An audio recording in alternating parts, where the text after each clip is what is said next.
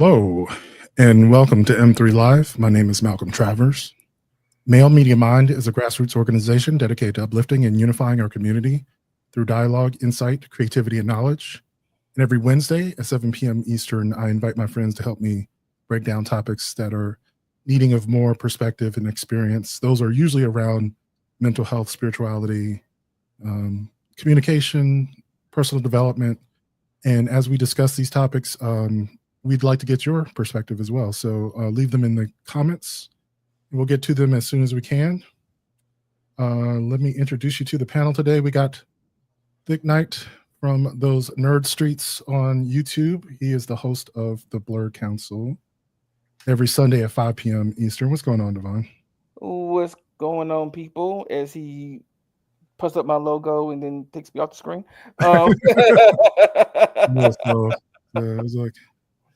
So I was hoping to get that up there, but it's nice to have you, of course. We got the talented Mr. Drayton joining us from Atlanta. He's also the host of the Saturday Sit Down every Saturday at 1 p.m. What's going on, Greg? You know what I want. No cowbells, yes.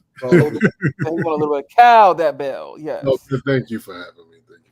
Yes, great to have you. And of course, at 1 o'clock, 1 p.m. 1 p.m. And of course, from those TikTok streets, from 60 Leagues Below the Sea, the Soul Machine and the Cat, we got Swag for Life. He's also the host of the Swag Suite at 7 p.m. What's going on, Swag? Fleece Johnson has not darkened my door, so I guess I'm okay today.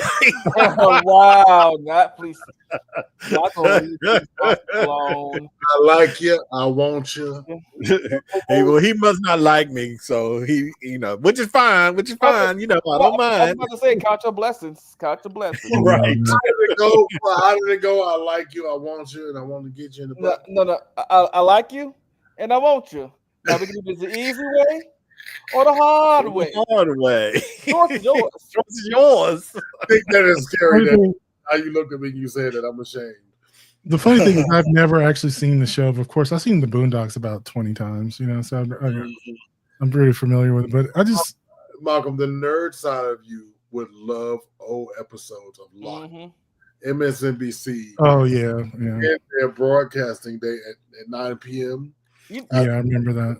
And then they did like this whole series, and they did Locked Up Abroad, and it was just, and so you got used to all these characters. I'm still like not mad, but like it's funny how Tyler Perry got that one episode that was a parody of him, like took it down off of TBS, and he was like really mad about it. And I'm like, Tyler Perry, what you mad about? The truth? What's going on?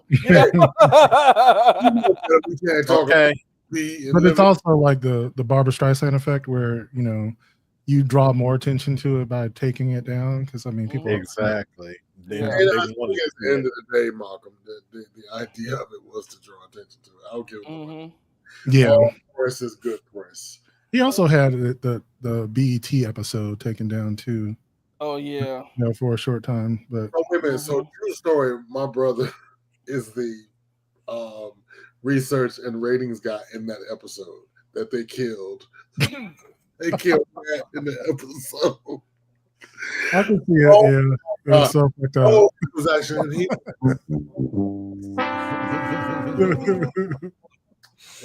it was so over the top. I don't see how you can be mad about it. No, because he was like, "Why they gotta kill me?" Why not? It was hilarious, though. I mean, he was really shaken by it. It was evil. Oh my god. Anyway, so I got a few topics for you. Last week I did a topic about like the reasons why we want to understand the truth. And I did this video of like simultaneous contrast illusion. And it got me to thinking about the idea of duality. And one of the things, duality in nature is just the idea that in order for us to perceive something, there has to be its opposite. If everything is uniform, if everything is one, like a lot of people think, the highest level of spirituality is to recognize that the entire universe is one thing. But in order for us to even have an experience or to perceive anything, we have to draw contrast between us and that I and thou, But in all things, there's duality. And one of the more interesting dualities that we often discuss on here is masculinity and femininity. I have done so many videos about it, and it always gets down into like, this is masculine, this is feminine. No, it's not. Yes, it is. No, it's not. And it's like these arguments about what is feminine, what is masculine. So I do have some list of things that are masculine and feminine, but we're not going to be talking about like aesthetics. We're talking about more like behavioral, sort of spiritual energy or energetic masculine and feminine. And before I get into the list, I'm going to just play this video just talking about duality and masculine and feminine, and we'll talk about it. The actor Richard E. Grant once said in an interview that he thought every happy relationship involves a balancing of forces. There is a masculine energy and there is a feminine energy. But this is not about genitalia, because Grant thought that he was the feminine energy in his relationship. This is not new wisdom, it's very ancient indeed, and it's probably one of the most famous tattoos and symbols in the world, the yin-yang. Yin-yang is the idea that there is a duality to everything, but this is not some kind of opposition or conflict between two rivals, but rather the harmony that's found in the contrast between two things.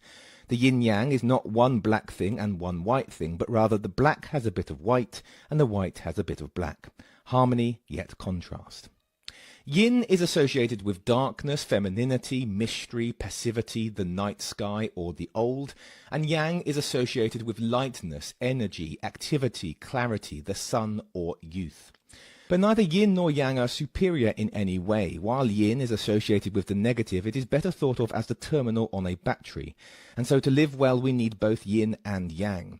We need the wildness of fire and the stillness of water. We need laughter and then tears, company and then solitude, passion and then calm. Good life is finding the balance between two extremes. A world without light would be hellish, but so too would one of constant day.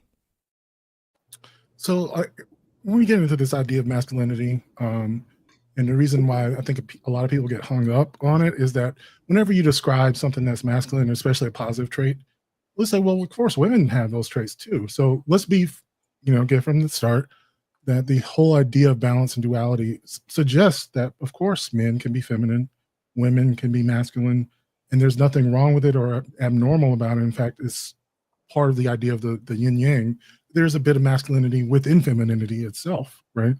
That it's a balance, it's a polarity, but it's also like a recognition of this sort of internalized aspect of ourselves.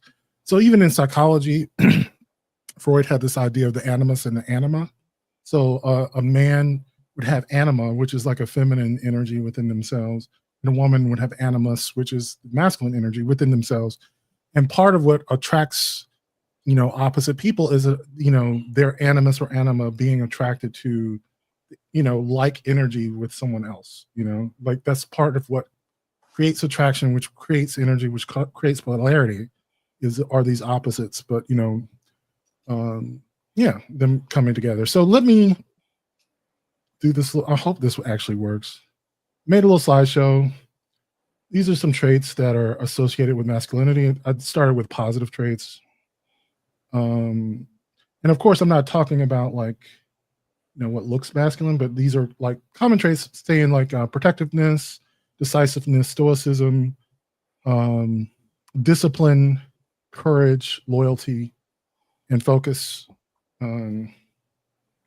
These are all like obviously within both men and women, both in the masculine and feminine, but this is just more associated with masculine energy, so to speak. Here are some of the negative traits of masculinity. I believe that's right. So rigidity, I guess that would, be what is this? Arrogance, suppressing vulnerability, aggression, dominance. Like it's sort of like the inverse of a lot of those positive traits taken to an extreme, so to speak. Then we have like feminine energy, positive feminine energy, empathy, adaptability, intuition, patience, collaboration, adaptability, and nurturance, It has always been my experience in the gay spectrum that things are kind of turned on their head. Because, in undergrad, you study these things and you say, well, and it tends to, this is crazy, but it tends to work in a heterosexual marriage or relationship. But I tried it to apply it to like a gay, because I've had both. And it's because you have to treat, yes, there are, passive and aggressive roles in the relationship, but it's a wee, especially with two black men, it's a wee bit different. And I haven't thought about it enough just yet. So I'm gonna end it right here because I haven't thought about it enough. But it's a little different.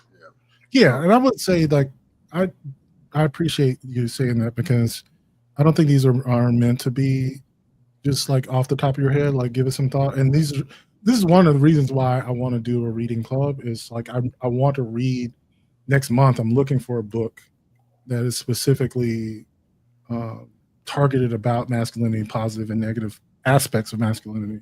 So I'm still looking for that, and we could talk about it on a deeper level. I can tell you the example I have is my mother. My mother. Ironically, my mother built the high school I attended when I was in grade school. So she would work construction during the day, but by the time I got home, she looked like Donna Reed. You know what I mean? She had on, right, she had on, and she was very much the disciplinarian, but at the same time, she was very feminine. She was very much a woman. You know what I mean? And it came to a head when I got in trouble in school one day. And the principal, I'm gonna call your mama. And he called my mama, right? And she comes with a hard hat on, looking dusty, and she was mad as shit, Malcolm. You know what I'm saying?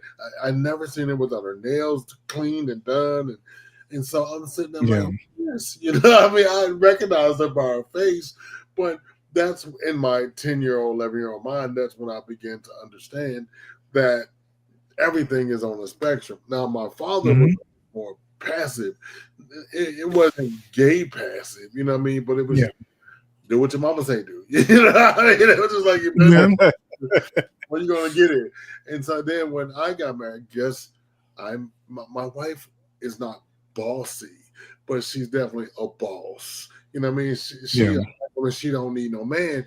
But and then the interesting thing was, I have my own, aggressiveness, and so when I decided to, have another relationship that was same sex, men wanted to be treated, as an equal, but some men didn't want to be treated as an equal at the same time. Yeah. Just help me with this, Thick. You know what I'm saying? Yeah. They, because okay, so, and this has been what I think it is, and this has been my experience. And when I talk to different people about what they believe their role should be in a relationship with two men, it's like, okay, if I'm the bottom, and this is back from when I even, when I came out being gay, right? And what I learned was, well, what I was taught was being the bottom means that you're the woman basically of the relationship. You're the I hate to say it that way, but I mean, a lot of bottoms follow that. Right. If you're if like my guy told me, like if I'm the bottom, you have to go out there and work and bring home the bread. I'm gonna stay at home and do the cooking and the cleaning, and I'm just like, what? I was just like, wow, okay. And since I'm a bottom, you should only, your only focus should be, on certain parts of me, not parts that I'm just like, oh we're doing this, okay. What was your thoughts, bro? That's where I have a problem is the should part. Because like if that's what you want, more power to you, right? Like, because I want to be feminine, because I want to be passive, I would like this, I would like that. Right. All of those things seem, whatever it is you like, ask for it. Right. And I think what's interesting though is that there are a lot of positive traits that are considered feminine, which, I'm going to go back to this list, that obviously men can embody, like none of these are things that men should not have. Right. And but you know what? You've also had like I've seen this. I'm pretty sure we've all seen this post where there's a guy says, if I'm the top of my ship, my bottom does not work. My bottom has no need for anything. My bottom stays at home, does the cooking, the cleaning. I'm the top. I'm the breadwinner. I'm the leader of the house because I'm the top. And I'm the masculine one there. And I was just like, oh, well, if that's what you want, if that's what you want, more power to you.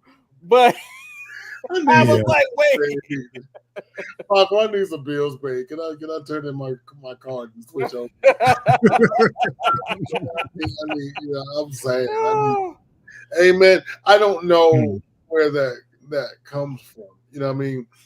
And I did, and I'm gonna be honest with you. Well, I can tell you a little bit about it. It's basically the Industrial Revolution. There used to be a point at which both men and women shared the chores around the house, especially if you farmed and you both took care of the house. But when you had the Industrial Revolution and people went off to factories to work, that's when you had the separation of labor, and it was women were the CEO of the house, you could say, and they probably maintained a certain amount of autonomy over the house, but nowhere else. And that's where the term that is work. Running a house is work. Yeah, it's a lot of work. Yeah. And also that's what the term happy wife, happy life came from too. Is that right? Because of the I'm gonna be honest with you, and I think we discussed this in private and not in public. And we discussed. I didn't experience that until I came to Atlanta. Swag, you know what I mean? Sort of separation of gender roles. Husband, okay, with that I can get with that. Oh no, and the bill come and be like, you got your half, or is it ever your turn? You know what I mean? Mm-hmm. There's a lot of southernness to that too. Yeah. Ooh, Jesus. Yes, and then you got to remember that a lot of the cultures, southern cultures versus northern, we're from different areas of the world. Okay.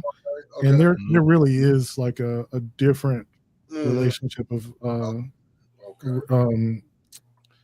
gender roles in the South are much more pronounced. But then the family say, don't be treating me like I'm your bitch, but you yourself in this. And then when I be like, bitch, go make me a steak, it's a problem. Right. I mean, you know what? And oh my gosh, and I know I'm probably about to hang myself with this comment about the makeup. Don't say it, friend. Because I know how the gays can be, especially and this is kind of targeted towards my femme brothers out there. Okay, y'all, it's like y'all have taken the ideal the mindset to want to be the woman or a girl so much, to the point where y'all will do things negatively to a man that women do to their man when things don't go right. And I'm just like, and then y'all then able to be called sis. That's my sis, or that's my daughter. I'm just like, but I thought we just like when they always say okay. Like they from New Jersey. That's my daughter. Yeah, and you know what? And I'm gonna say I have love for all my gay brethren out there.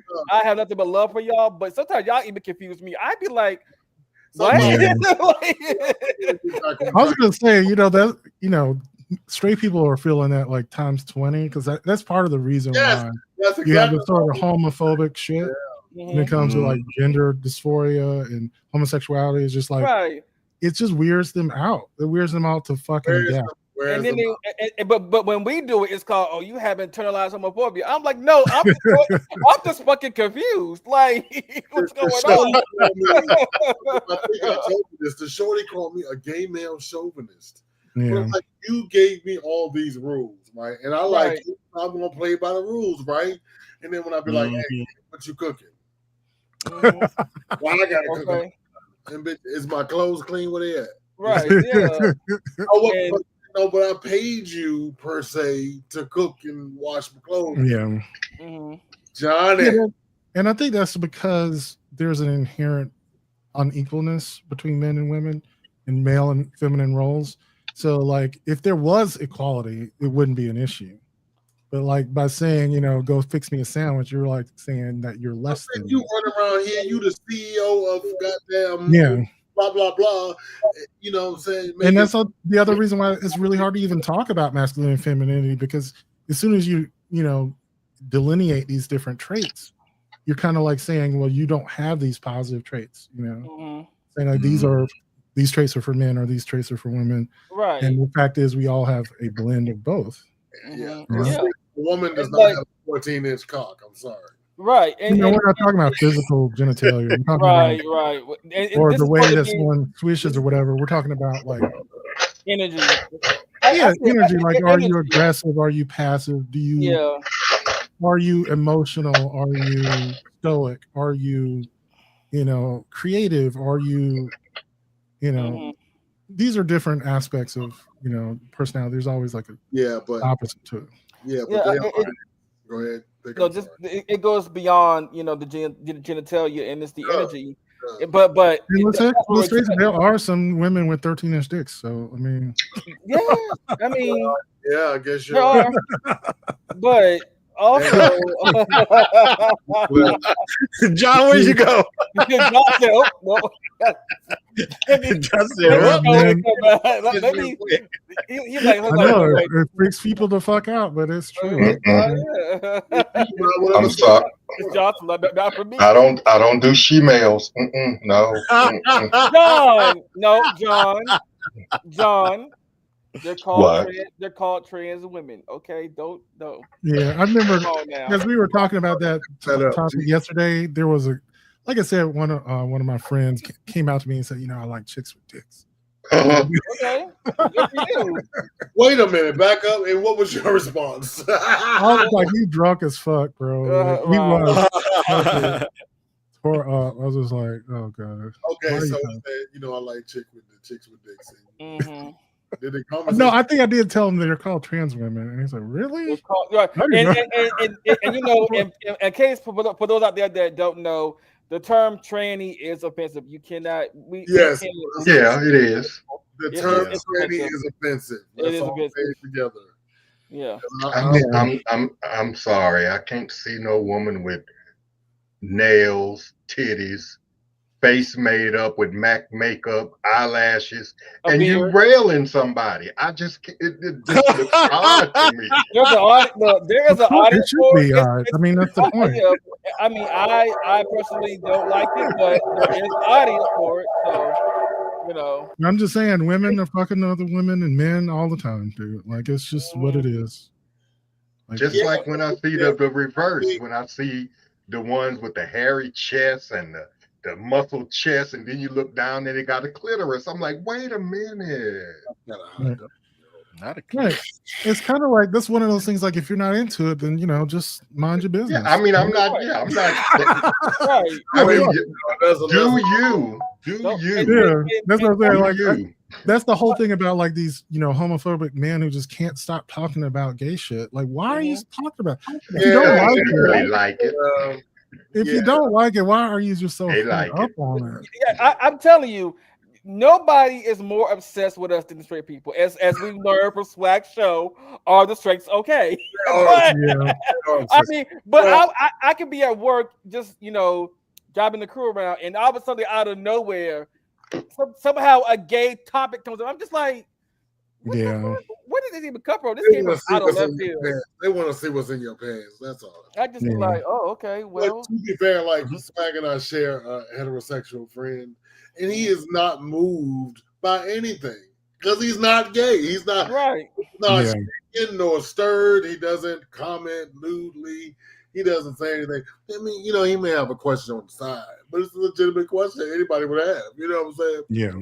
But so I just find it to be ridiculous. Go ahead. No, it is interesting, and I'm going to move on to our comments and questions. Do we have any? Just a couple. A few. Good evening, all. Hey, Damon. Or Demon, depending on the day. In this snap, don't do that man like that. Good evening to my favorite people. Hey. He was like, here it comes. Dick murders. Wait. I'm the murderer. You should have a segment, Dick Murders. Like, I'm the murderer now. I'm the murderer now. I'm the killer. You're the killer. I'm not the killer. Right. No, I'm glad we're not the killer anymore. So the killer. You know what? But going back to the topic, because my last ex, he kind of had an issue with me because I'm a nurturer. I was raised by a nurturing woman, so of course, naturally, off of that, I am a nurturing person. I have a caring heart, but he kind of like had an issue with it because, oh, you're a nurturer. Oh, yeah. Now this is why he said all this while he was breaking up with me. Oh, you're a nurturer. Like, but this is the thing though. I've seen so many of these like daddy porn videos where the daddy is super nurturing. That's actually something some people want, right? Yeah. Out of their top, right? I'd love to be nurturing. Come on, nurture on some of these bills for me. I'd love to nurture. That's what I say, John. You missed the beginning. I was like, maybe I need to trade in my car to get right. Exactly. So bills, holla.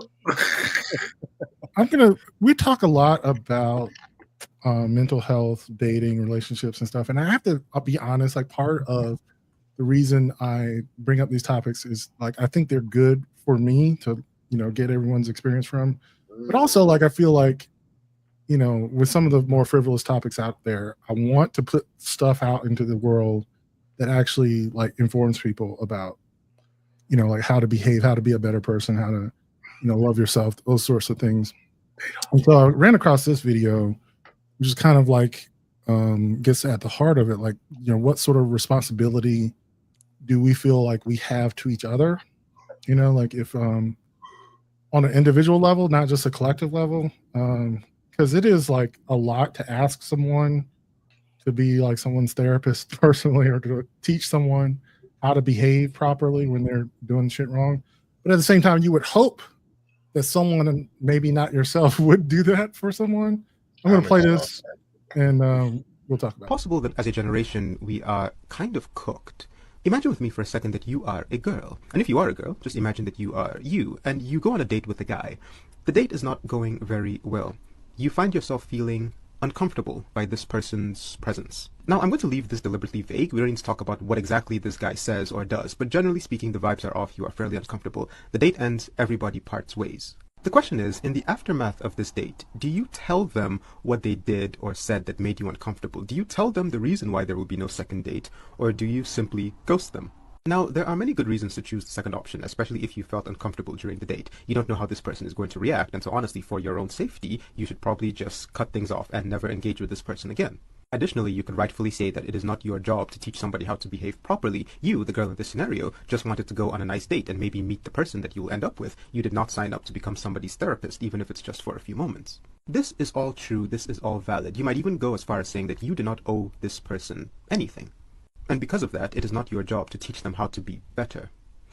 If it is not your job to teach them how to be better, whose job is it?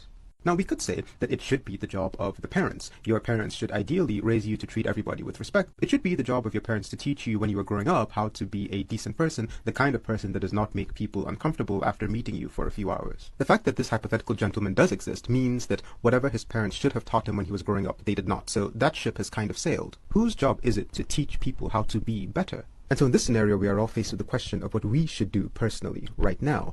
Ideally, parents would have done better. Ideally, friends would do better. Ideally, so many different things in the world would be better. But right now, in this moment, you are on a date with this person. What do you do? Now, returning to our scenario with the date, you, as the woman in this situation, could rightfully say that you do not owe this man anything. But an interesting question that also hangs around this entire conversation is, do you owe anything to the potential next woman that this person goes on a date with? What if you speak up not because of him, but because of her? What if we all spoke up for each other? There is an old quote that you should never attribute to malice that which can be attributed to ignorance. As much as there is evil out there, it can be very difficult to distinguish between it and just plain old ignorance. Some people just do not know how they come across to other people. Our salvation lies within each other, and yet there is so much distrust, there is so much discomfort amongst each other that we can't truly talk to ourselves in the way that we need to overcome. In a perfect world, in a better world, we would all be able to talk to ourselves about what we are doing wrong. And in an even better world, we would also be able to listen. So do you just ghost in that scenario? Okay, you know what? So there was a skit out there that I saw a while ago that says, if people were more honest on the date, and the guy and the girl both say what right, what went wrong, and to be more honest, he's like, well, I will never call you. I won't be expecting your call. No second date. Okay, good night. And that's how the skit, it went down the whole list of what was right, but more so what was wrong, and why there will be no second date. Like, and she's just like, I just did this to get a free meal, so yeah, and okay, well, that's fine. I was like, wow, but I think that if you have no intentions of not seeing them anymore, it's okay to tell them that. I mean, you may not know their reaction. It's okay to say, you know what, this was nice, but I'm not interested. And so you the gays, if you don't go to bed at the end of the day. It was not a good day. Yeah, because and it's funny that Greg said that, because Greg like if I spend something, I'm gonna get something. I know you were joking. I'm like Beyonce, take that ass to Red Lobster. Yeah, I think there are certain traits like that where it's an expectation whether or not people want it or not. Like if people are looking for long-term relationships, like they also treat it as a hookup at the same time. Yep, they do. And so, or they want or they just want a free meal, or they want a free ticket to the concert, and on a second date with you. Well, see, you're gonna strike out with me because all my first dates are Dutch. If we ain't going Dutch, we ain't doing shit. Yeah, I kind of. If I think you're gonna put out, I might pay for it. I mean. That's interesting. I always kind of feel it's unnecessary for one person to pay. Like, I don't see the point in that. Like I don't see why it would be insulting to do a Dutch date. I don't. Now, so go ahead, Greg. It's pay for the date or pay for the Uber home. It's kind of. Now, some people still believe that whoever invited, like whoever initiated the date, that's the person that paid. That's exactly what. If you ask me, that's cute. If you ask me, some people feel like if Swag asked me on a date, people gonna feel like Swag should pay because he asked me on a date. And that goes back to heteronormative too. Like, if you ask a woman out, you pay. That's where that all comes from too. Now, if that's the case, if somebody was to ask me out, I'm not under the assumption that they're going to pay for it. I am under the assumption they're probably going to pay for it all. But at the same time, I got my own money just in case they don't. When the check comes, yes, I'll look at it, and they'll pull out their card, and I'll probably throw $10 down or 15, something like that. Yeah. So kind of getting back to the topic of our responsibility to, this person or to the next person this person dates, right? Let's just say the date is awful. The person makes you feel uncomfortable, maybe unsafe, maybe they just really are, I don't know, just something is really off. Not just like I'm not interested, but like something really is wrong with you, They stink, they pick their nose at the table, dirty fingernails, something like that. I mean, maybe even worse than that. How are you to be made responsible for the next person? Right. I mean, we're not responsible. I think there's. I don't know if I am, but I'm just kind of thinking. And I remember one time I had one day back when I was in Virginia, and the guy was on his phone the whole entire time that we. Oh hell, I'm getting up. And I'm just sitting there like trying to hack out. I'm like, so. In my mind, I'm going, okay, so what was even the point of this? Why am I here? Why are we here? And then when I got up and I said, you know what, I'm gonna go. And I paid for my, but I was gonna pay for your meal. Why you leaving? So, sir, you were on your fucking phone. Why am I here? I don't owe you. I don't owe you shit. Right. Ask them people you're talking to on the phone to pay for this damn day. I invite them out and pay for that meal. Right. I'm gone. Yeah, I think that's probably the best. Like to actually in the moment. I understand what the gentleman was talking about. It's like, how can you be responsible if you're on a date with this person and it doesn't work out? How am I responsible for the next person?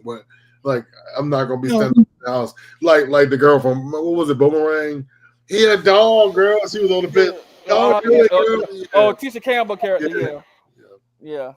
No, I He a mean, I think it's a dog. simple thing, like you were saying, that maybe this person is just unaware of what he's doing to make people uncomfortable, whatever it may be. And all you really is required of you is something that's not even like a heavy lift, is just to say what it is, because they're unaware of it. No, and no, because first of all, that is getting into a conversation that now the buck stops with we won't be going out again. And I'm not going to get into, because he may take it as a character assassination. Yeah, that's true. Or he may take it wrong, and then I got to shoot. If you already don't feel safe with this person saying it. Right, then I got to shoot this nigga. You know what I mean? Like, right.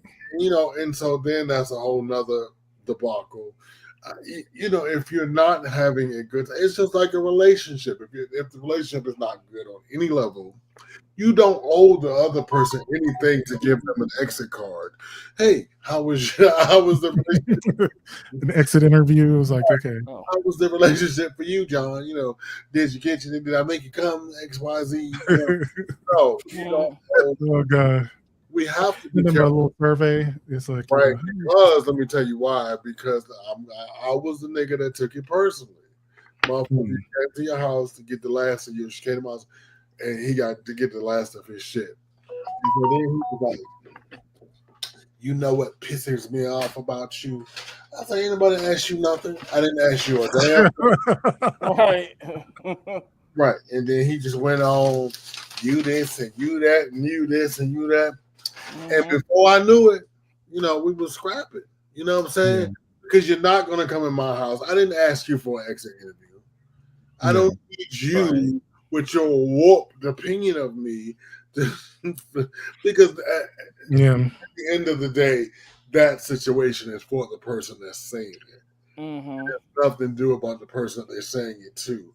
It is A, malicious. B, it is wrought with the wrong intent, and what I mean by that is that you are saying it. So what? So just like somebody, it's like people's opinions of me. People love me. People hate. Depends on who you ask. You know what I mean?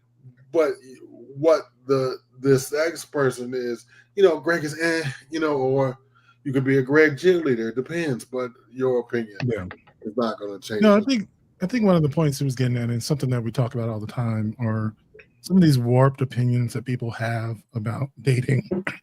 Yep. Or the reality or whatever. And I think the point he was getting at, if not us, then who? Like, who is going to teach these people how to treat another human being? Because at this point, the ship has sailed, like, as far as parenting is concerned, and like, we're not going to teach you. I don't know if your friends will teach you, because you'll probably pick friends who agree with you, because that's what we do. Yeah. But at the same time, too, with us being gay men, we don't really have a prior experience to dating. Like, we didn't date. Some of us don't get to date in our teenage years because we have to be. Back in the day, we had to be closeted because telling your parents or telling your friends it was a hard thing. Yeah. So unlike straight people who are like maybe 15, 16 and above that can go on dates or whatever and get advice from their parents, we couldn't do that. We had to wait till we was 18 out the house on our own to even like go on a real proper date. So that makes a good point there, because like we also don't have any role models. Like there's not usually somebody that is in our family that we can model, like see, like, oh, this is what life is like with two men together. This is like what life is like with two women who live together. So there's that too. I guess I don't know if you want to call it a date, but I took Tyrone to the arcade and we had chili dog, and then we hunched in his backyard. Is that not a date? No, I'm serious. There's always the exception to the rule. There is, but the hunch part took me out. I was like, okay, but I get it. I do.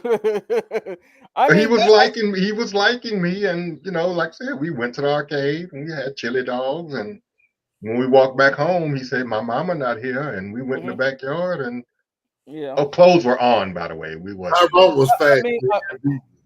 Tyrone needed a beating. How old were you when you went on your first date? Me?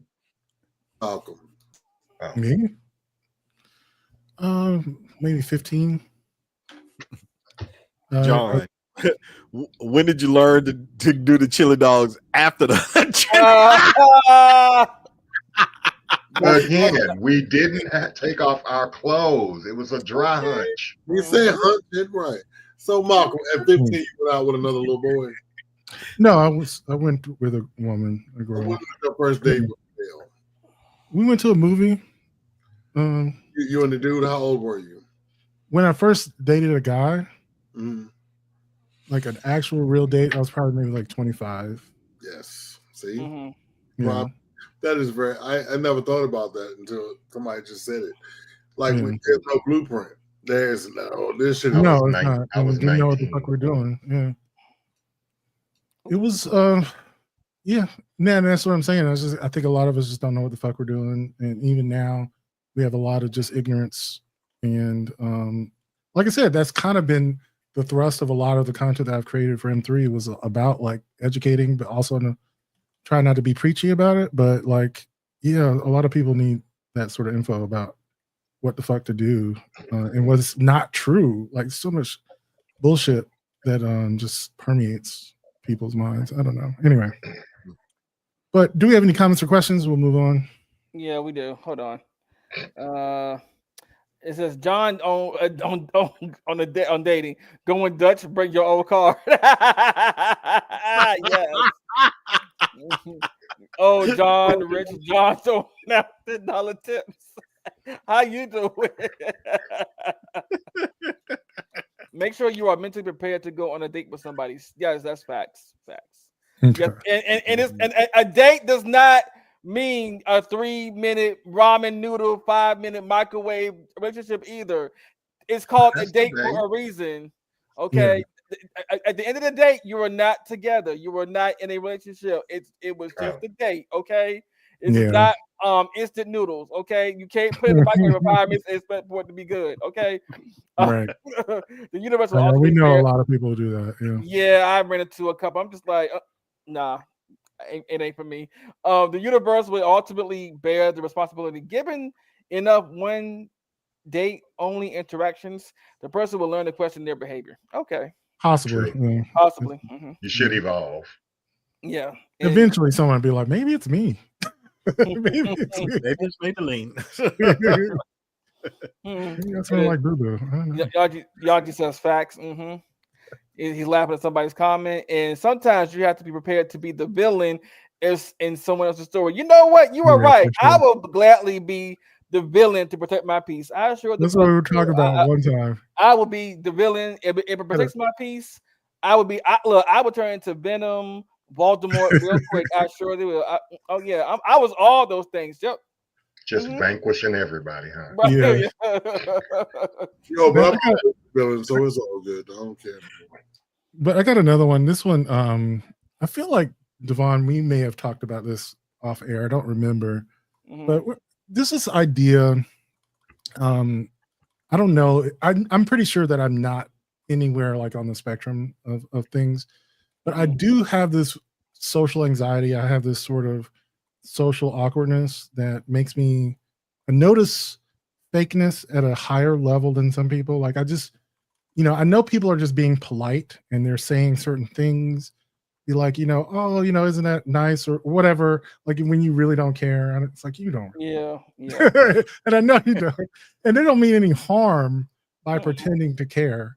But sometimes I take a little bit of offense to it, and I found this video of a woman who I guess maybe it sort of resonated with me. I'm going to play it real quick. I don't know if this is a neurodivergence thing or a cultural thing or both, but it dawns on me more and more as I get older that most people are fake. And even calling it fake, I feel like is not really getting to what it is. I think most people are polite, but as someone who's very literal, like in the way that I see things, I still struggle to realize in instances where people are just being polite. And then I get disappointed when I realize that I misread the relationship or the dynamic, and then get additionally frustrated that people aren't real. But then what is going to happen? Everybody just says, willy-nilly, I don't like you. But me personally, I just don't really fully interact with people that I don't like. Where I struggle is people that still seem to go above and beyond and do the most, but they're being fake. Like, I really struggle with this, but most people I'm realizing are like this. And some people say it's like a people pleaser thing. I don't know if it's a people pleaser thing just per se. Like, I think there's an element, or at least American culture, that's fake. And like, interpersonal dynamics are propped up by fakeness. Like, people aren't really honest with each other. It's not like polite to be honest, and like it's rude. I think part of it is cultural. Like, I come from a very literal culture, but I think a part of it is just the way that my brain functions. Like, I struggle to remember that, no, they don't mean reach out to them if you need help. They're just saying that like to be polite. Like, they didn't actually mean reach out. Like, it's really hard to wrap my mind around that. And don't get me wrong, I also value a more polite society. I don't think the solution is that we say what we think and feel willy-nilly, but I personally just get so tripped up when people do the most under the guise of politeness. And I think that we're closer, but they're just being polite. And I think this is a distinctly American thing too, where a lot of times people don't mean what they say. And I just still struggle to realize that. Why does she have to make everything American? What, I mean, why? That is some bullshit, yo. Well, actually, what's funny is that, you know, it's one of the funny misconceptions that people have whenever people visit America from anywhere. I think she's Nigerian. Yeah, but, yeah. When people visit America, they're always surprised at how polite Americans are, and most people see this as a positive thing. You know, obviously politeness. I think most of us enjoy politeness. Like, people say, "Oh, excuse me," "Oh, my bad," or something like that. Where, you know, in Germany, it's like, you know, excuse me, it's like, get out the way. You know, like you're in my way. Move out the way. Yeah, they're not like, please, oh, excuse me. It's like, move out the way. You're in my way. Move. But we are polite, but it's funny, and I've experienced this myself, where this is maybe a little thing of my brain that interprets politeness as fakeness, as insincerity, as like, you know, cringe. Just cringe. As someone who is generally a direct person, yeah, to be polite is not necessarily being fake. Sometimes there are social norms and expectations that this is not the proper place to blow up or to speak. There's no need to cause that rift in this particular situation. You know what I'm saying? So if somebody says, hey, you know, reach out if you need some help, you know, they're just being polite to put a period on whatever they were saying. You're not gonna be like, bitch, you don't really mean that. Well, you know, there is no. This is what I'll put it in a sort of a theater perspective, right? Let's say, you know, you have a great script, right? But there are two different productions. One where the actors are pretty bad at delivering the lines, and someone else who's really good at delivering lines. Let's just say that my brain just says you could be a little better at delivering it. You know, like, I don't know.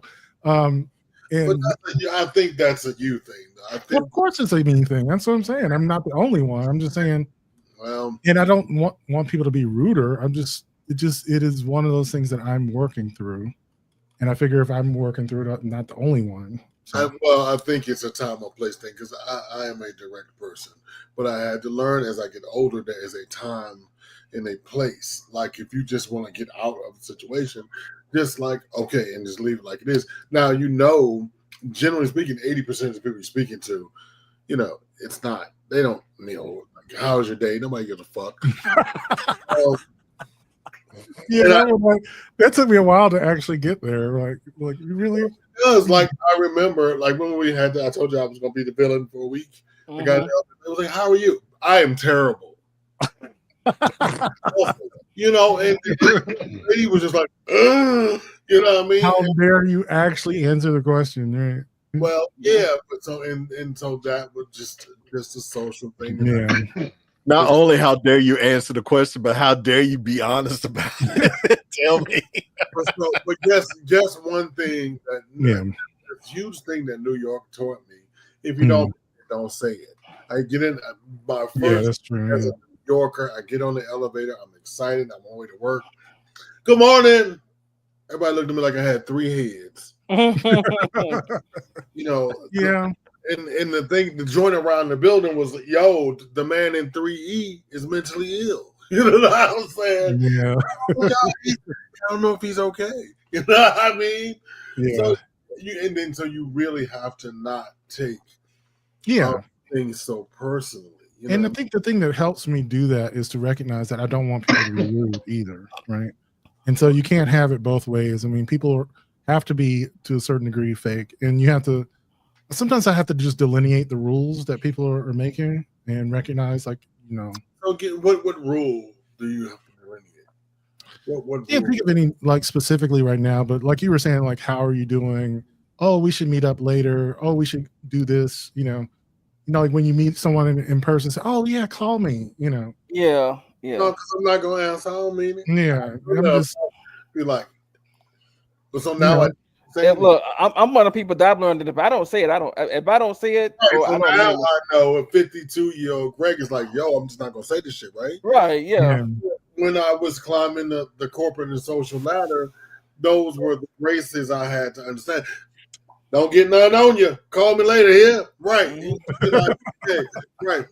And, you know, it took me a while to realize like they don't really around the office was, you know, that Greg is a great guy. He's friendly, you know. I never answered the phone when they called back. I never went out for drinks. You know what I'm saying? But I got that promotion. Promotion. You know what I'm saying? And you got to know the rules. And that's the thing. Like a lot of people intuitively understand those rules, and I'm not one of those people. Like I have to actually narrate the rules to myself in my mind and teach myself the rules, and I have done pretty well. I'm just saying, like years ago, it was much more difficult for me. Okay, John, where are you? Because we know you as a direct person, but do you play the corporate game well? Do you do the social game well? I mean, you know, people always. One thing that I hate is the question, "Well, how's work?" Bitch, it's work. That's what it is. It's work. I hate that. It's work. It's a job, right? It's a job. God. Swag, I'm gonna tell on you right now. So our mutual friends, Joe, says that Swag would invite anybody into his cube. So he would just be like, "Hey, come on in." And Joe would be the exact opposite. And Joe would have a posture, "Don't come in here. I ain't trying to hear it." And all day long, Swag would be talking to people, you know, because he's very warm, he's very open, he's very inviting. So Joe said, you need to sit there like you're gonna bite a nigga. You know what I mean? You get the work done. And that makes me laugh every time I think about it. Because I think about, you know, that when this demon say when you're not evil, Swag, or whatever he calls you, like he's a warm and inviting person. And he, and especially when you get into a close proximity, like an office with people, you know, there is a work relationship that it ensues. Like I used to work with this woman named Ann. We both at the time had Jack Russells. So every morning, my Jack Russell was named Jack. Just like, "Oh, how's Jack, Greg? He's that motherfucker the same as he was yesterday." I said that to Ann one morning. She never spoke to me again. Yeah, got you. She took it back to the other white people, and I had to basically transfer out. That's fucked because up. I was no longer in a position to navigate through the white people. That's hilarious. I didn't fucking snap on Ann. I'm like, bitch, it's the same thing every day. Stop asking me that. If it dies or chokes, I'll tell you. In my case, I didn't usually lash out to people. It was just something where I felt. Wasn't even lashing out. I was just like, he was the same. I just felt sort of rejected by that. Like when people would invite you to things and they're not really inviting you, or they ask you to call. You know, like I'm just fake motherfucker. You know, I'm just do you mean to invite me? Like, are you being for real, or are you just saying it? Like the statement, unless you're talking to a loved one, just like the statement, "Let me call you back." Mm-hmm. That is a period on a particular sentence. Unless you talk like, "Let me call you back, I gotta pee." Unless it is actually a thing. But if I'm talking to my sister, I'm like, "Bitch, I've had it with this conversation. Let me call you back." Charles like, yo, no, this is over. No, that's kind of an issue. I don't know. For me, I'm not sure. Some people can read the difference between the two, and I'm just saying, like, as a person who has difficulty reading the difference, like, that's a problem for me. Okay. Like, now in the office, most of my communication was nonverbal. Yeah. So you could just walk into my cube and I'm typing on something. If you start talking, I'm not going to acknowledge you. Yeah. I'm going to finish what I'm doing, and then I'll turn around and acknowledge you. And by that time, they be done gone because I didn't ignore them. Or people realize they're like, well, you know, they'll stay outside until you acknowledge them. You'd be like, hey, Jack, what's going on? Oh, hey, Greg, I see that you're busy. And it'll be very short. It won't be none of the play. Look at the weather, none of that. It'll be such and such thing, such and such. Have a good day. And that's the thing. And then I became the person of efficiency. Yeah, that is pretty good. Yeah. Well, and then my employees they never have to guess because there's no fluff. I don't do the sandwich. I don't do good, bad, what you could do better next time. I don't do the sandwich. Either you did it or you did not do it. Yeah, people also said that sandwich shit doesn't work anyway. No, because you know what I say? When I start off a meeting, like, hey, these are the rules. This is what you signed. Okay? The funny thing is, like, you could say 10 nice things and one bad thing, and the person will just remember the bad thing. So that's an HR tip, America. Yeah. I just simply said, these are the rules. This is what you signed. And this is what your job. This is the assessment that I did. And we're going to stack these up to what you signed. And that's how we're going to assess it. I think the better approach is to tell someone what they could do better. Like, not just with the criticism, but just like, okay, you can do this to make this what they can do better is the actual criticism. Well, that's what I'm saying. Sometimes people don't actually include what they could do to change it. You know, I'm gonna tell you what has changed my career. I deliver criticism with such humor and gravitas. They love it. Yeah. Like, now you know your ass is late every day. Okay. You know your ass late every day. Don't you? I see you on. I can hear your ass on the phone on two wheels. Oh, Greg, you so crazy. And I'm complaints, you know what I'm saying? Like, Greg has 17 complaints. The only motherfucker that didn't complain on you is your mama. Oh, damn.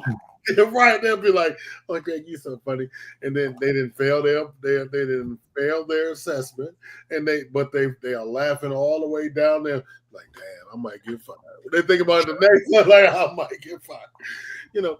Yeah. So learn to deliver the things that way, and just or either if it's a serious situation, you know, I will take off the smiley face. I'm like, "Hey, you know, we got something we need to discuss. Something went down. Something happened. We need to handle this."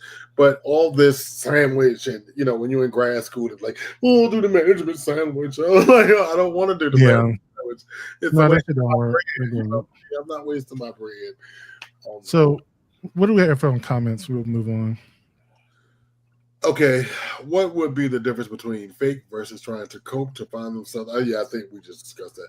Like, who would be visually known if they are saying what they have to say to get by? Right, we just discussed that. Yeah, and you are correct. When I'm on a phone call, I just say, let me get a productive. Oh, I like that. Stolen. Thanks, bro. Mr. CC2 says, LOL. Right, because I never go back. See? Period. And most people are like that. Well, yeah, I mean, you got to learn that. Greg, you I'll call you back usually does not mean I'll call you back. Mm-hmm. I mean, in fact, that was like a sound on TikTok. Remember? It was like something like, "So I'll call you back." It's like, that bitch ain't calling me. That bitch. But you know, so my boss is Indian, and I have to those very American social cues. Yeah. And he'll be like, "Oh, well, I'm waiting for so-and-so to call me back, Greg." I'm like, she's not going to call you back. Yeah, I mean, once you learn it, it's fine, you know? Well, it's because it was a whole conversation. It took me 30 minutes to explain to him that and John knows my boss. He's the sweetest man in the world. But he don't get it. He's like, "Well, she said she's going to call back in 15 minutes. I'm going to wait." I'm like, "No, you're not going to wait. You're going to move on to the next thing because she ain't calling you back. Maybe next week." Really? But then that's rude. I'm going to move on to the next one. This is going to be like hookup etiquette. And instead of introducing it, I'm just going to play it. Here we go. I found out somebody that I hooked up with was in an open relationship, and in that moment, I honestly felt like I was the one being cheated on. So for context, I found this guy on an anonymous gay hookup app, and we exchanged some messages, and I decided like, hey, I'm just going to invite him over. So we had a good time. It was fun. For context, he was black. He was like on the lighter side, maybe biracial, but he had a really hairy chest, which I'm very much into because I have like almost no hair. Anyway, afterwards we were chatting and I told him that I found my apartment on Craigslist, that the person who lived here before I lived here, she wanted to sublet her apartment before giving up the lease because she was going to move in with her boyfriend. And he looks at me and he's like, oh, that's really nice. Like, I live with my boyfriend. And I was like, sir, you're what? So then I asked him, how long have you been together? 2 years. How long have you been open? He told me. I kind of forgot at this point. But at this point, I'm thinking, I wish that this guy told me he was in a relationship before because I was already thinking about hitting him up next week. Anyway, as soon as he said that, I was like, I know your boyfriend is white. I know your boyfriend is white. Of course, I didn't ask him that. But months later, I saw him at Soul Summit at Fort Greene Park with a bunch of white boys. I was like, sir, I see you. I see you. Anyway, if you're in an open relationship, that's all well and fine, but at least tell the people that you're fucking around with, like, what the deal is up front, please. I've hooked up with men who have husbands. I've hooked up with men who have wives. I've hooked up with men who have entire families. And I'm not saying that I necessarily needed to know about this guy's situation going into the hookup, but that finding out that he had a boyfriend afterwards just caught me off guard. And I think it's particularly because the fact that we did have fun, yes. And because we had fun, like in my head, I'm already thinking about like, when is the next time that we can have some fun? But then like, it just kind of put me off in that moment when he was like, oh, my boyfriend this, my boyfriend that. When it comes to the idea that you should be disclosing your relationship status to the people you hook up with, like, personally, I do think that that is the best practice. But yeah, like I said, this is an anonymous gay hookup app called Sniffy, so like, how much can you expect from that? Why do Use a dumbass. Use a dumbass. Hey, wait a minute. Let me have this, please. Let me have this. I will follow you, Swag. You make and I will bring up the third. Okay. If you are on Sniffies, you are not looking for a boyfriend. You are looking to fuck. And that's all you want to do. So if they got a boyfriend, why do you care? You're not trying to get a boyfriend. You're just trying to get a fuck. Because like Greg said, that dude that he done hooked up with his medulla oblongata or something in his soul, and he got his feelings. He got dickmatized or acetized, whatever you want to call it, how it went down. Because they were chilling, having conversations. Right. He's like, oh, I'm really gonna get to know this guy. So, and then he has a boyfriend. He got his feelings hurt. Right. Oh, and then, but my thing is this too. You have to also know what you're walking into. If you're walking into somebody's relationship, that whether they're open or whatever, you have to know what you're walking into. And when you know for yourself what you're walking into, you accept all things that come with that, and you have to stay in. You have to be mature to stay in your lane. Like, look, if this person's already in a relationship, whatever kind of relationship it is, you have to choose what you do with it beyond that, and also control your feelings and emotions. Like, okay, I know what you have to go in there like I knew what I signed up for. Please read your contract thoroughly. Okay, you know what you signed up for. Contract. Okay, read the contract. Okay. No, please go. I'm dying to hear this. Go ahead. Go ahead, John. Go ahead, John. And furthermore, during the conversation, it didn't. You said so. I went on ahead and invited him over. You didn't do enough due diligence to find out why you couldn't go over there. And he probably had on his profile can travel. That should tell you something. Right, bro. Anonymous hookup. Anonymous hookup. Anonymous hookup. No, it's anonymous hookup at. And here's the thing. Go back to the beginning. The guy said he was in an open relationship on the date. Like, you knew what once they said open relationship and you still walked your ass in there, you knew what you was walking into, okay?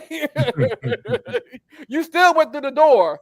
You know the killer is behind the door, and yet you still but now the question I have, why does he have to be the killer? You had fun, he had fun, y'all grown. I mean, I'm not goddamn Sniffies, nigga. I'm not saying what we all said. He got dickmatized and fell in love that night. If you want to have a conversation afterwards, go on Tinder, go on Hinge, go on Sniffies. You're not having a conversation after you on Sniffies. All you getting at the end of your Sniffies hookup is a wet rag and a goodbye. if you get that. Man, use my good rag, John. No, the other part was like that he spotted him in public later. That tells you that he was stigmatized for a while. Like he remembers him. Right later, he remember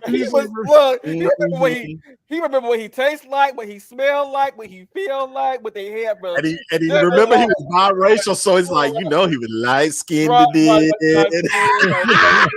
I've had good hair.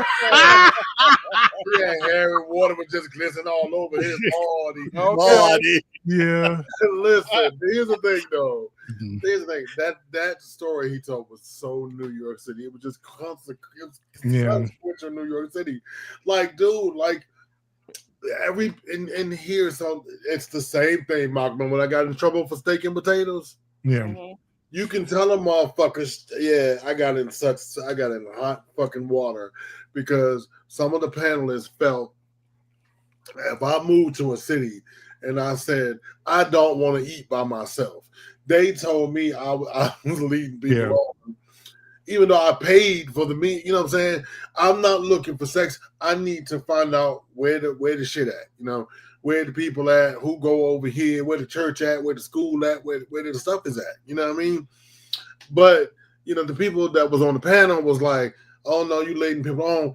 But if I tell them all I want is a steak and a potato, or if I mention that in the date, you were still on the date. I'm not being an asshole to you. I'm not being a dick to you. I am not, trying to get murdered over, down at the Piccadillys. You know what I mean? So, I think what that is that you can tell someone a thing and they not hear that thing. I remember they won't. There was this book. I want to say it was one of the political analysts for the Clintons. I can't remember his name. David Frum. He wrote this book. It said it's not what you say, it's what people hear. True. You can say this is not a date. This is not a date. I see potato, steak and potato. I see this dude. He's looking kind of hot. Maybe we can get together. I don't know. You might be saying this is not a date, and they are hearing, oh, this is a date. They already planning the wedding and everything. I don't know. Or they'll do this. They'll go over to their house. Okay, this is just a hookup. They'll go to their house and see that they got a nice car, a nice house. Oh, he got money. He got money. And then they'll contemplate in their head, oh, well, I know this is just a hookup, but maybe I can, make this a usual thing or a casual thing. That dude was planning his next 10 hookups after guarantee you the interaction between those two was sup. What you getting into tonight? I'm horny. Pics, saw the pic. You mobile or you hosting? I'm mobile. Okay, here's my address. Not even a question in New York City. What train line? Yeah. But in New York, it's okay. I'm about a 2. I'm about a 3. Because if you show up on my app, you at least 0.5. So that's 6 to 8 blocks. So the question you're gonna ask yourself: am I walking Uber or catching the train? 5, 10 to 15 minutes. Yeah. You know what I'm saying?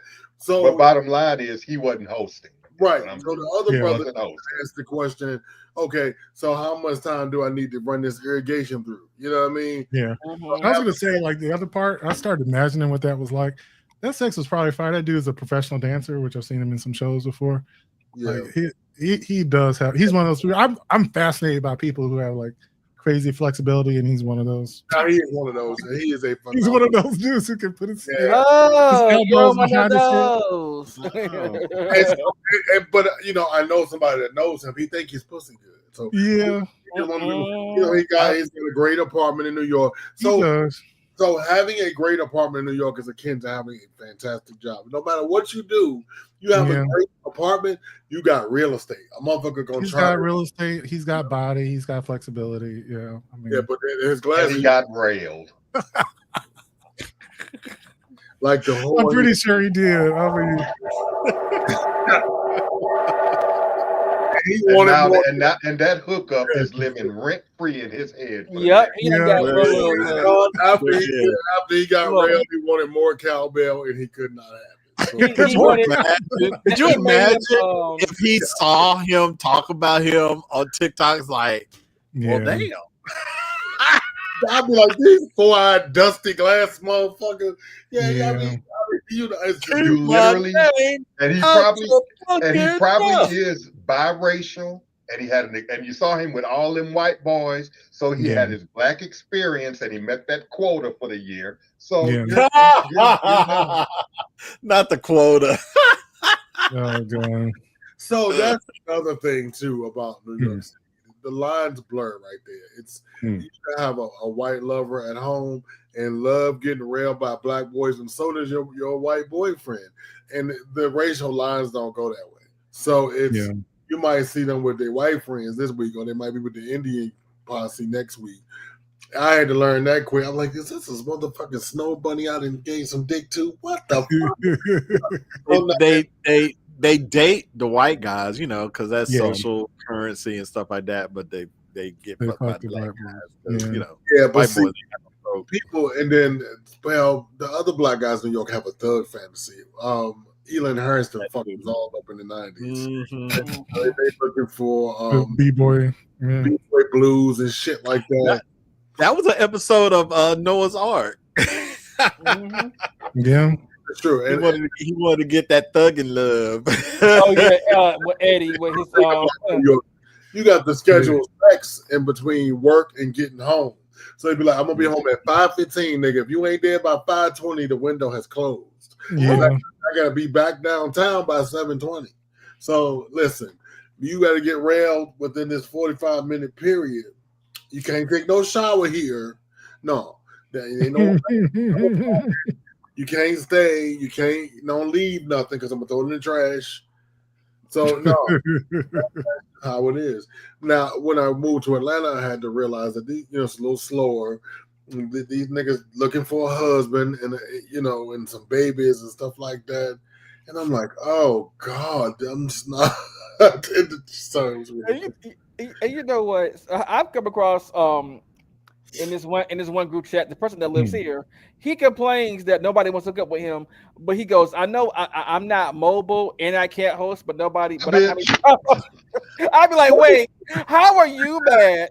How are you mad that nobody wants to hook up with you, but you can't host and you not mobile? How do those two struggle? Right, pick a struggle. Yeah, that is pretty funny though. Did your camera just? Yeah, hold on. He probably stood up and hit him with that ass. Let's do some comments. I'm gonna throw something at you, Greg. I really am. Swag skulls. He does. Yeah, I'm telling you, he got a birthday coming up. I'm telling y'all, he is a Taurus, and he is,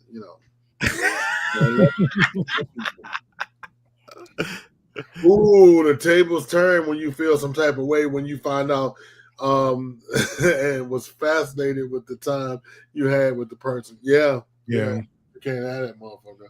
Mr. Super Junior, how are you? Didn't say anonymous hookup. He caught feelings after the hookup. Okay. Right.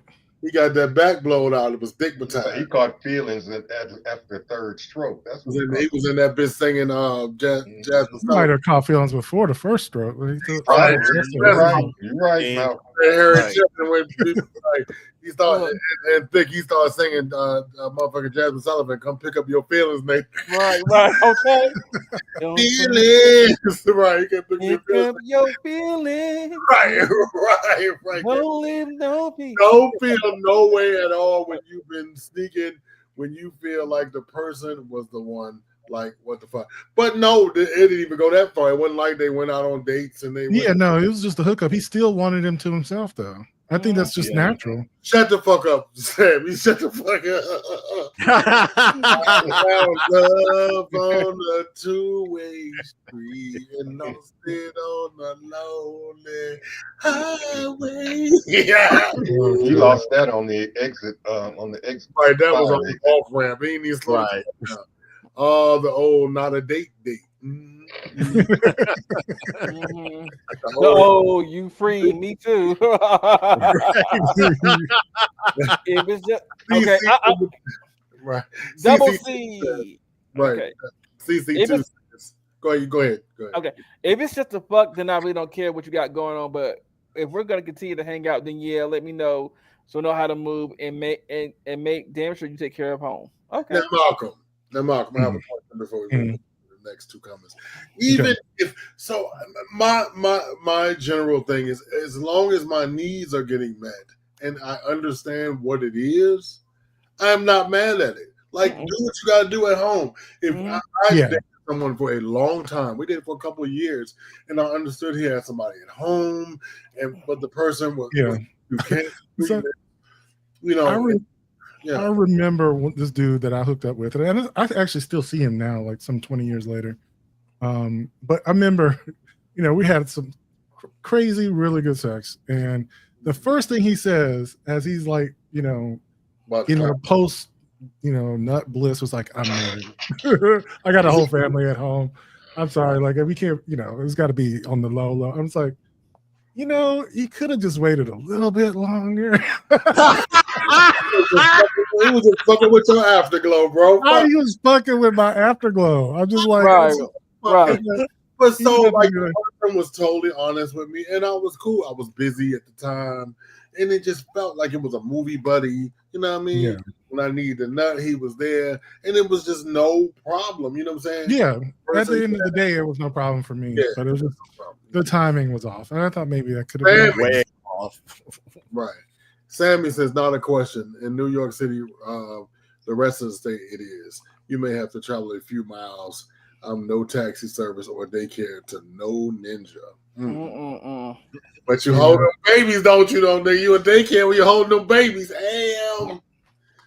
Right. Yeah. That was funny though.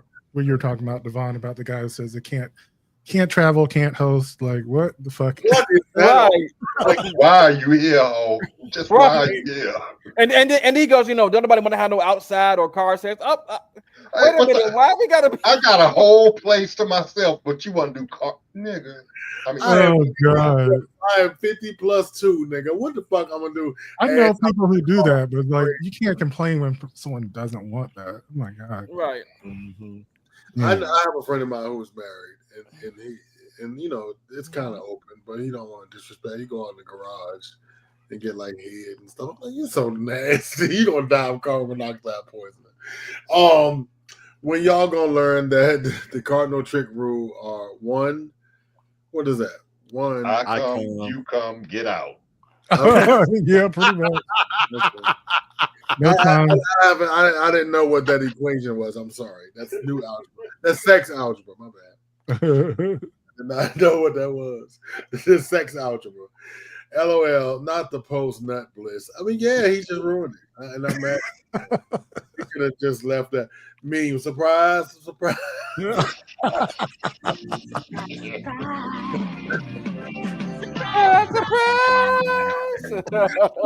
even surprised. Just give me a minute to pull my shit together. Oh God, that was too funny though. It was good enough though. It really was. Anyway, you had to. I see you. You're shining over there. You know what? I'll tell you more about it in Patreon because it's something about his body that turned me on, and I still don't understand it. But we'll talk about it. I got another. It's always the people like the video. It's always them that are pure dingbats. I noticed that. They got that good. They got that good. You'd be like, what the shit in the fuck? So this is gonna be like a getting to know someone faux pas, and what is a question you do not ask someone when you're getting to know them? I'll. Why are you saying? He said, I hate that one too. But okay, here we go. I'm gonna play this. I got a question. All right, and I need y'all to tell me this: if I overreacted or not. All right. I used to talk to this lady for 2 weeks. She said she was interested in me. I was interested back. We talked for like 2 weeks back to back. Being an African, I wanted her to be my girl on the third business day, but she said it's too soon and we need to get to know each other first. Now, I'm okay. Even though she texted back later, like hours, I still was trying to be more, open to it. We talked for like, 2 weeks. One day she was at work. I asked her if she ate. She said no. I sent her some money for lunch. No big deal. The next day, I'm talking to her. And I asked her, when was the last time she had sex? She told me yesterday. I was like, what the fuck? She gonna tell me it's with a friend of hers, It's no big deal, just friend with benefits. I'm pissed off. I said, what the fuck? So you talking to me? And yesterday you just, she said, well, we're not together and they are like, they're just having sex. It's no big deal. And she wants me to be okay with that because we're not together yet. And she says that she can sleep with who she wants to because we're not together. Am I overreacting for being mad and not wanting to do it? Am I overreacting for being mad and not wanting any parts of this? Or because what the fuck? Y'all tell me. Yeah. Yes. She told you in the beginning. She said, we got to get to know each other first. Mm-hmm. And you come with some bullshit about a third business day. What the fuck? This is what I'm talking about. These instant. He tried to close the deal. Right. This is not.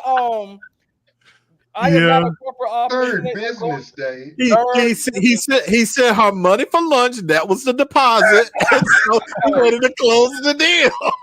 God damn it. He's like, I done put a deposit down on that ass, and you giving it away? No. Pussy layaway. There are some people out there that feel like, if I'm just trying to get to know you, and I done bought you lunch and this, that, and the third. I would have been like, nigga, take this $30 and shove it up your ass. What the fuck? Like, $10. Oh, he had it back. And first of all, you asked her if she ate. She said no. You took it upon yourself to send her money. Right. You offered it. You didn't ask for it, right? She didn't ask. She just said she ain't ate yet. So if anybody ever had the displeasure of dating an African, it is not. It's not. I've had a lot of African videos today, actually, like all of them except the first. It is not. Especially when they're gay, they're just like a little bit insecure about gayness, and then they try to apply what they apply to the women. And so the dude was like, well, great, we went out twice. We're a couple now. I'm like, no, that's not how that works. I don't even know. They're on something different. They're on. I need people level. to get out of that mentality or out of that. So so we in the car, I think, right? We in the car. This thing is like, I took you to the movie. I bought you the M&M. I bought you the popcorn. Okay, Ian. Thank you. One of the questions I asked you guys ahead of time. This nigga start itemizing everything. I bought you the They pull out an invoice. I bought you the soda. I bought you the M&M. I bought you the God. I took you to I feel like obviously all that shit's fucked up. But what's even more fucked up to me is I hate the question when you were talking about like, why are you single? The other question I hate is this, I casually asked when was the last time you had sex? Oh, no. That is I don't like that. And the funny thing is, like, to be a little snarky, I would say like an hour ago. I don't know. Shut up. I would do it too, Malcolm. 10 minutes ago. Now what? What time is it? 3 hours ago. That's why. I'll go so far as saying, well, while we talking, I'm cleaning up now. So you John, like that's why lunch. See, John's so diabolical. John's so diabolical. Somebody ask his question, John be like, he's still here. What you talking about? What you mean when the last time? I'm about to do it again. Right. When the last time you guys, John be like, oh, his Uber just pulled up. You know, he just went out. You know what's funny? I will tell you the question I hate the most. Okay. What are you looking for? Yeah. Right. I cannot stand that question because I'm not gonna help you figure out your goddamn self, because half the time you don't know what you're looking for. So I'm not giving you no help. Yeah. I don't know why people want to know when the last time that people don't have sex. Like, why does that matter? I think that's so I tell you what, more of the African fellows. So what was the end all be all? So in New York, you have to rang up to the apartment. So I wouldn't let him in my building, right? So of course he piggybacked on somebody. He came in, right? Knocked on my door. Are you seeing someone? Is someone in there? Oh no! What? I said, hold up, nigga. Let me just give you this $40 back for these goddamn M&Ms, because this we commit murder. And so he was like, and then he says, "No, I'm so sorry. You know, culturally we do things." I was like, "You are not in TikTok. You are not there anymore." No, you're not there You're anymore. gonna get us canceled so bad. Oh, God. You are in America, man. Like, you are no longer. And so, why are you pissed off though? Yes, you're overreacting. Exactly. Yeah, I mean, That dude does some really good thirst traps on Twitter, though. He does. He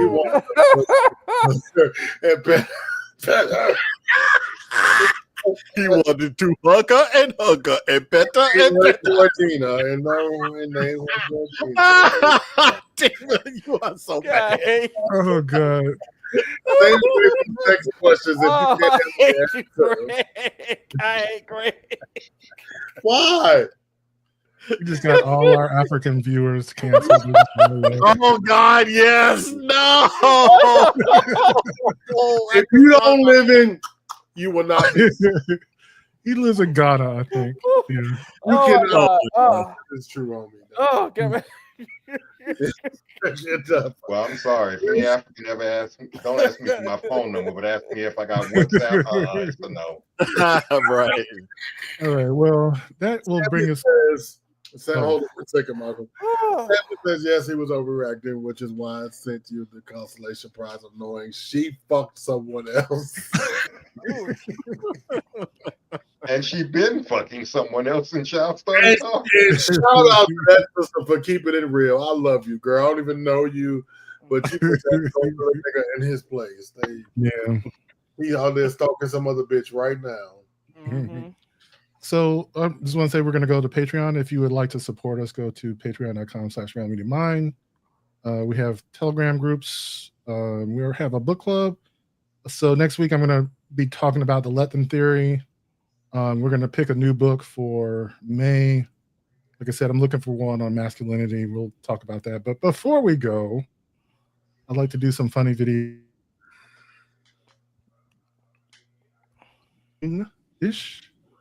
And let's see what we got. What we got over here? Lord, my street team over here is having a fit. They are having a really good time. Is that T'Challa? T'Challa at work.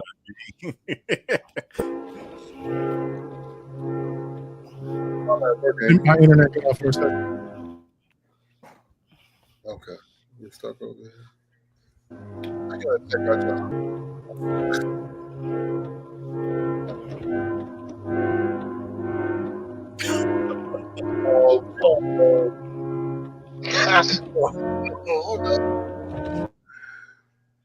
Oh, damn.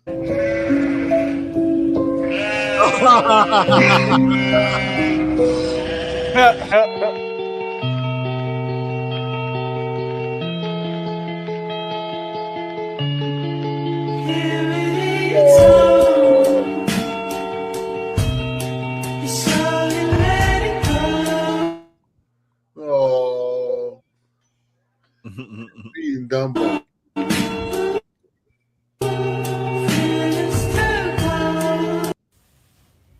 God damn, them yams so juicy and succulent. What you waiting on, an Uber or something? Shit, I'm following you wherever you go. My boots on the floor. I'm following you to hell, the trenches, Wakanda, Greenland. Wow.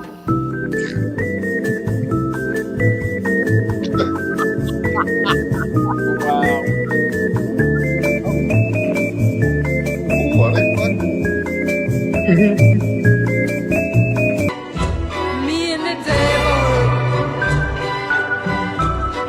walking side by side.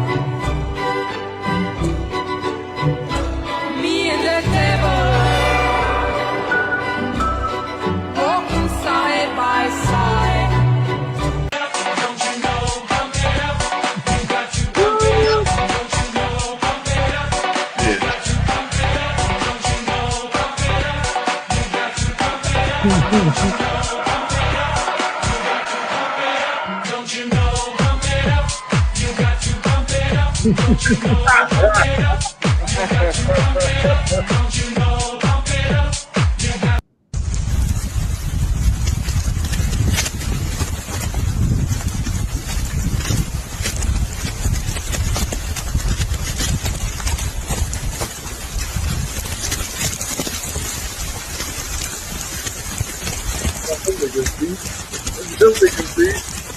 It's a pack of wolves.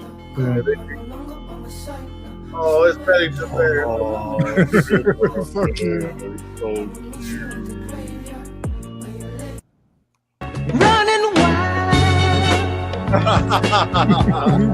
Watch your wild. You see he never smiled. Little child. Good time. Good time. Time to cross the line. Good time. Good time. Time to cross the line. Good time. Good time. Time to cross the line. Good time. Good time. Cross the line.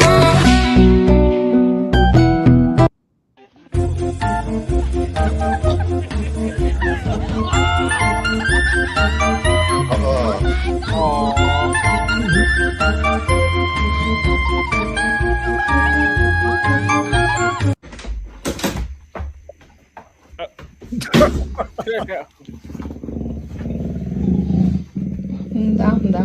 Я, конечно, тоже по вам соскучилась. Как я тут одна без вас? See, cats like it when you pat them on their booty. They do. Play ball. Oh, take me to the hospital. Don't you want me like I want you, baby? Don't you need me like I need you now? See tomorrow, but tonight go crazy. All you gotta do is just meet me at the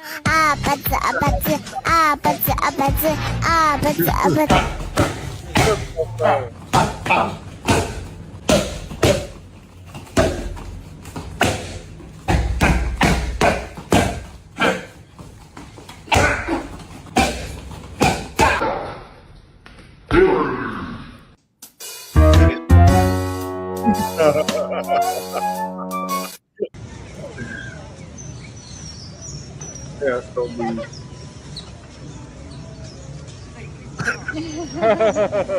Gotta get him some coochie.